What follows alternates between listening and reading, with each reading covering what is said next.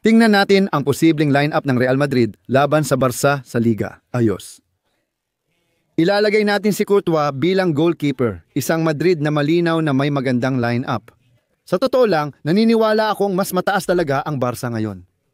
Sa gilid, sige, ilalagay natin ang sistema. Yung sistema ng tatlong sentral. Isang 3-4-3. Hindi ko alam kung anong tawag doon. Oo, ganyan. Parang ganun. Okay, may mga wing sa gilid. Ayan na. At ilalagay natin. Sa Real Madrid, sabi natin, si Hausen, Tchouaméni at Rudiger ang ilalagay natin, di ba? Kaya dito sa gitna ko, ilalagay si Tchouaméni. Tapos papasok siya sa loob. Para matulungan siya sa buong laro. Dito ko ilalagay si Dean Hausen. Hindi ko alam kung lalabas siya. Nandito si Dean Hausen bilang sentral na kanan. Si Rudiger ang sentral na kaliwa. Sa simula, ayos?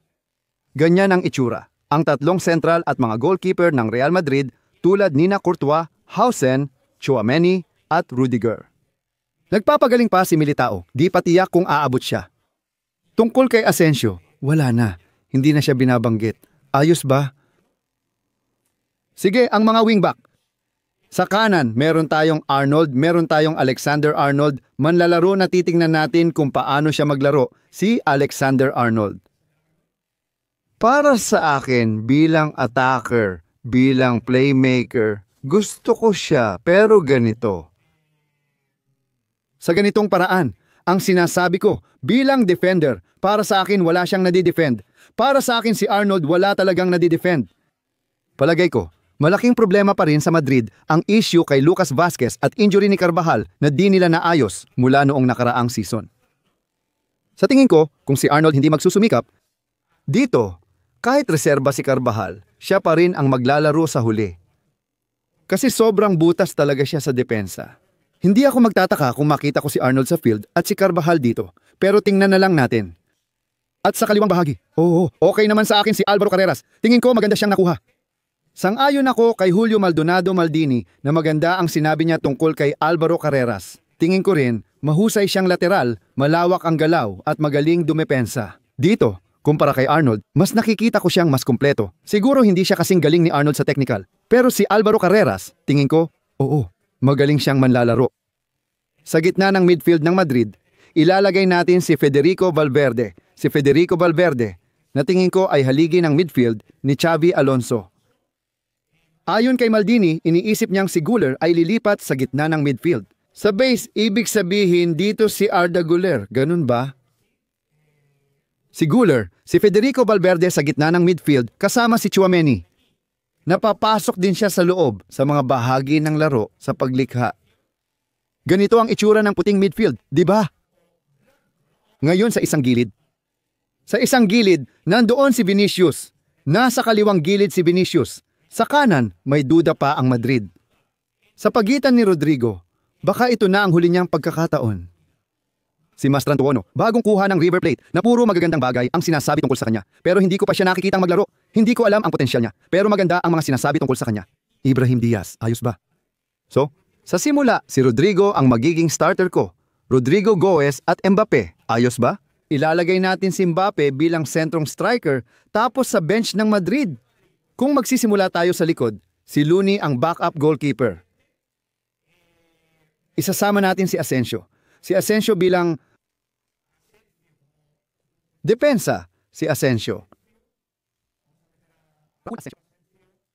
Tingnan natin kung lalabas si Asensio. Di ko sure kung nandito siya.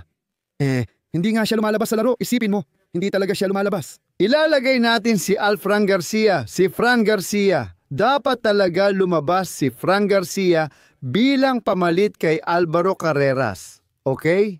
Ilalagay natin ng ganito si Dani Ceballos. Titingnan natin kung mananatili siya o hindi si Dani Ceballos. Sa gitna ng field, kailangan din nating isama sina David Alaba at Militao. Si Alaba na nandyan na. Di ko sure kung makakabalik pa siya sa prime niya. Mukhang mahirap na. Dahil sa mga injury niya nitong mga season. Si Militao, ayos ba? Ito na siguro depensa ng Madrid. Dagdag si Asensio, tama. Kulang pa tayo kay Mastrantuono. Tingnan natin kung lalabas siya dito. Ayan si Mastrantuono. Brahim Diaz. Brahim, para sa akin si Brahim. Isang napakagaling na manlalaro ng football. Totoo, para sa akin, mahusay na manlalaro si Brahim. At si Gonzalo? na hindi ko alam kung pwede natin siyang isama dito o hindi. Pero si Gonzalo ay isang mahusay na manlalaro ng football. Isa siyang mahusay na manlalaro at mabait. Sa tingin ko si Gonzalo, ayos lang. Hindi natin siya maisasama sa team. Pero ayos lang iyon. Si Gonzalo ay maglalaro rin ng maraming minuto ngayong taon bilang striker. Si Camavinga ay injured, pero isasama rin natin siya dito. Si Camavinga rin. Manlalarong posibleng maging mahalaga para sa team ni Xavi Alonso. Si Camavinga ay isang manlalaro. Napakabilis, napakabigat. Isa siyang manlalaro na pisikal na napakalakas. At si Mendy, ganun din. Si Mendy ay isa ring manlalaro na para sa bench ng Real Madrid. Okay ba, Real Madrid? Fernando Mendy. Kinukumpleto ang magiging bench. Kulang pa sina Gonzalo at Asensio, di ba? So, yung line-up sa umpisa. Paano si Hendrik? Tama, kulang din tayo kay Hendrik kasi hindi siya naglalaro at hindi nababanggit. Si Hendrik, sa totoo lang, sinasabi ko nga, kapag tiningnan mo ang line-up at ang Madrid, tingnan mo nga, maganda ba ang team ng Madrid?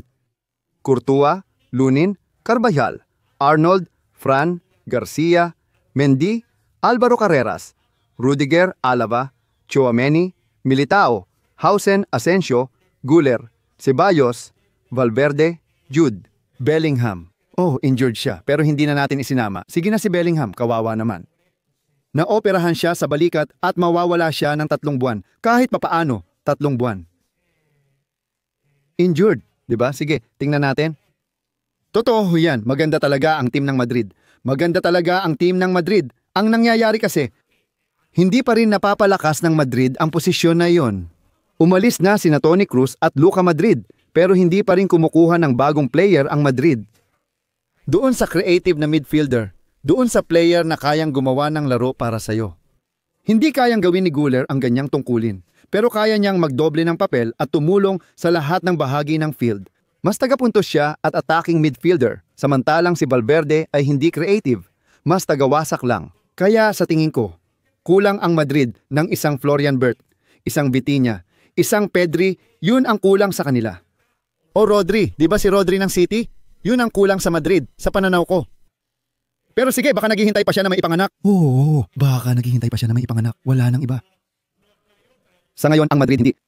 Kumpleto sa posisyong yun. Sa tingin ko, yan ang kulang nila sa gitna ng field, di ba? Bukod pa roon, maganda ang team at line-up ng Madrid sa bawat pangalan. Bellingham. Mahalagang piraso si Bellingham na siguradong mamimiss ng Madrid. 3 buwan siyang mawawala, matagal na walang Bellingham.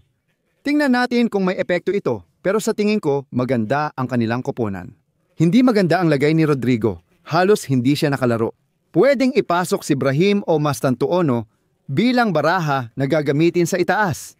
Tingnan natin kung magkokomplementuhan sina Vinicius at Mbappe. Si Vini ay nagtapos ng season ng mga club na hindi maganda ang kondisyon. Ibig sabihin, hindi ko siya nakita na maayos. Sa laro o mentalidad, parang wala siya sa tamang kondisyon. Si Vini at Mbappe. Si Mbappe ay talagang nakaka-score ng lahat. Si batang Mbappe, totoo na bawat pagkakataon na makuha niya ay naisasalpak niya. Lalo na sa mga penalty, lahat ng makuha ni Mbappe ay naisasalpak niya. Dapat kilalanin ang husay ng opensa ng Madrid at hindi sila dapat maliitin. Malaki ang respeto ko sa team na ito. Kailangan mo siyang isama sa bilang. Ito ang team ng Real Madrid. I-comment ang opinion mo. Ano masasabi mo sa team ni Xavi Alonso? Nakikita mo ba siya? Sa tingin mo ba kaya nilang makipagkompetensya sa liga laban sa Barca o hindi? Sa palagay ko, malinaw na makikipagkompetensya sila dahil napakarami nilang kalidad at lakas sa unahan. Sa ngayon, mas maganda ang line-up ng Barca. Mas maganda ang line-up natin kaysa Real Madrid. Magaling din ang mga manlalaro ng Madrid, pero para sa akin, Barca pa rin. Mas maganda ang team. At tingnan mo, may team tayo dito na nakita natin kahapon sa Gamper. Kasama sina Joan Garcia, Kunde, Araujo, Cubarsí, Valde, Pedri, Fermin, De Jong, Lamine, Jamal, Rafora at Rafinha. Hindi mo pa kasama sina Lewandowski at Dani Olmo? Sa tingin ko mas buo ang line-up ng Barca kaysa Madrid. At tapat lang, i-comment mo sa ibaba kung ano ang opinion mo. Sige, Barca hoy!